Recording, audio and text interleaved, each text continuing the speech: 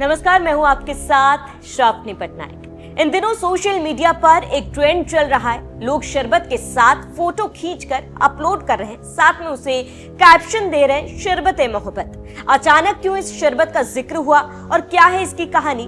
कैसे एक शरबत लोगों के दिलों में बस गया, चलिए जानते हैं।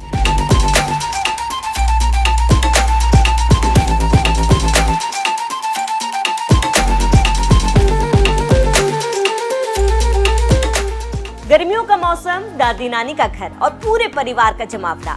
दोपहर की चिलचिलाती धूप और लू के थपेड़ों के बीच जब गला सूखा तो याद आया एक शरबत। बोतल खुली और बच्चे बड़े बूढ़े सब दौड़ पड़े इस शरबत का लुत्फ उठाने। सूखता गला जब शरबत से तर हुआ तो सूरज की तपिश में भी ठंडक सी दौड़ पड़ी। हम हमारे दादा दादी और हमारे बाद आने वाली पीढ़ी पर हर कोई इस स्वाद से वास्ता रखता है। ये स्वाद है शरबत ए मोहब्बत रूह अफ़ज़ा का। बाजार में कई जूस आए, शरबत भी आए, लेकिन रूह अफ़ज़ा का स्वाद कोई नहीं बीट कर सका। हाल ही में योग गुरु बाबा रामदेव ने अपना पतंजलि शरबत लॉन्च किया था और आरोप लगाए कि रूह अफ़ज़ा के जरिए शरबत जिहाद फैलाया जा रहा है। हालांकि उन्होंने सीधे सीधे रूह अफ़ज़ा का नाम नहीं लिया, लेकिन लोगों को समझने में टाइम नहीं लगा कि इशारा रूह अफ़ज़ा की ओर किया जा रहा है। बाबा रामदेव ने आरोप लगाए, कहा कि रूह अफ़ज़ा बनाने वाली कंपनी मस्जिद मदरसे बनाने में पैसे लगाती है। इस दौरान उन्होंने शरबत जिहाद शब्द का इस्तेमाल किया। रामदेव बाबा ने मीठे शरबत में भी कड़वा नफरत का खोल खोलने की कोशिश की, लेकिन उनका दांव तो उल्टा ही पड़ गया। लोग सोशल मीडिया पर रूह अफ़ज़ा के साथ फोटो पोस्ट कर उसे मोहब्बत का शरबत बताने लगे। लोग रूह अफ़ज़ा से जुड़ी कहानियां, किस्से और यादें शेयर करने लगे। करे भी क्यों ना, रूह अफ़ज़ा का इतिहास ही कुछ ऐसा है। इसकी शुरुआत एक दवाई के तौर पर हुई और फिर शरबत के रूप में जानी गई।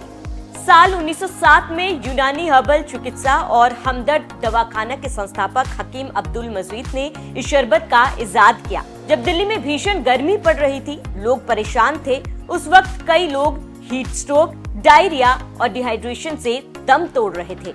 इसको देखते हुए हाफिज अब्दुल मजीद ने एक दवाई बनाई जिसे हर रोज गर्मी में पिया जा सके। तभी उन्हें एक आइडिया मिला और शुरू हो गया रूह अफ़ज़ा। हकीम अब्दुल मजीद ने इसे जब दवा के रूप में शुरू किया था, तब उन्हें भी नहीं पता था कि ये एक दिन शरबत बन जाएगा। हकीम बीमार लोगों को रूह अफ़ज़ा दवाई की खुराक के रूप में देते थे। लू और गर्मी से रूह अफ़ज़ा ने लोगों का बचाव किया और स्वाद में भी बेहतरीन था। ऐसे में धीरे धीरे ये दवाई नहीं, गर्मी के टॉनिक की तरह हर घर का हिस्सा बन गया। साल 1910 के दौर में दिल्ली में प्रिंटिंग प्रेस तकनीक इतनी एडवांस नहीं थी, इसलिए लोगो बनना मुश्किल था। इसलिए रूह अफ़ज़ा का लोगो मुंबई से बनवाया गया। उस वक्त लोगो मुंबई में ही बना करता था। हकीम अब्दुल मजीद ने रूह अफ़ज़ा को यूनानी दवा के रूप में अपने दवाखाना में ही पहली बार बनाया था। रूह अफ़ज़ा सिर्फ दवा ना होकर लोगों को गर्मी से राहत देने का नायाब नुस्खा बन गया और हमदर्द दवाखाना से बड़ी कंपनी बन गई। हकीम अब्दुल मजीद ने साल 1906 में पुरानी दिल्ली की गलियों में एक छोटे से यूनानी क्लिनिक की शुरुआत की, जिसका नाम हमदर्द रखा। हमदर्द का अर्थ है दुख का साथी। इसके बाद 1907 में हकीम मजीद ने रूह अफ़ज़ा बनाकर हमदर्द को नई पहचान दे दी। फिर तो देश ही नहीं, दुनिया में रूह अफ़ज़ा पहली पसंद बन गया।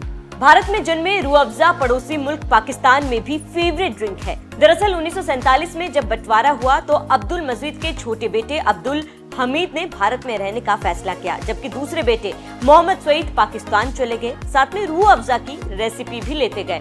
पाकिस्तान पहुंचा रूह अफ़ज़ा, वहां भी जाना माना नाम बन गया।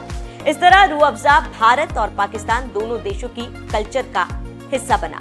एक रिपोर्ट के मुताबिक रूह अफ़ज़ा की रेसिपी बेहद सीक्रेट है, जो सिर्फ 3 लोगों को पता है। कहा जाता है कि रूह अफ़ज़ा फलों और जड़ी बूटियों से बनाया गया था और अभी तक इसकी रेसिपी में कोई बदलाव नहीं किया गया। मार्केट में रूह अफ़ज़ा से मिलते जुलते कई प्रोडक्ट आए, वही रंग, वही गाढ़ापन, लेकिन स्वाद रूह अफ़ज़ा के आसपास भी नहीं। नए शरबत ने लोगों के ग्लास में तो जगह बनाई, लेकिन दिल में जगह नहीं बना पाए। रूह अफ़ज़ा को कोई दूध के साथ पीना पसंद करता है, तो कोई शरबत की तरह, तो कोई आइसक्रीम के साथ। बहरहाल आपकी रूह अफ़ज़ा से जुड़ी क्या कहानी है, हमें कमेंट करके जरूर बताएं। वहीं आखिर में बाबा रामदेव का वो बयान भी सुन लीजिए, जिसमें उन्होंने रूह अफ़ज़ा को शरबत जिहाद से जोड़ा था। प्रहार, जहर। दूसरी तरफ शरबत के नाम पर एक कंपनी है जो शरबत तो देती है, लेकिन उस शरबत से जो पैसा मिलता है उससे मदरसे और मस्जिदें बनवाती, ठीक है उनका मजहब है, लेकिन आप यदि वो शरबत पिएंगे तो मस्जिद और मदरसे बनेंगे। और पतंजलि का गुलाब का शरबत पीते हैं आप, ये शरबत पिएंगे आप तो गुरुकुल बनेंगे, आचार्य कुलम बनेगा, पतंजलि विश्वविद्यालय, भारतीय शिक्षा बोर्ड आगे बढ़ेगा। इसलिए मैं कहता हूँ ये शरबत जिहाद भी, जैसे लव जिहाद, वोट जिहाद चल रहा है ना, ऐसे शरबत जिहाद भी चल रहा है। तो लो, आपको इस शरबत जिहाद से बचाना है तो सब तक ये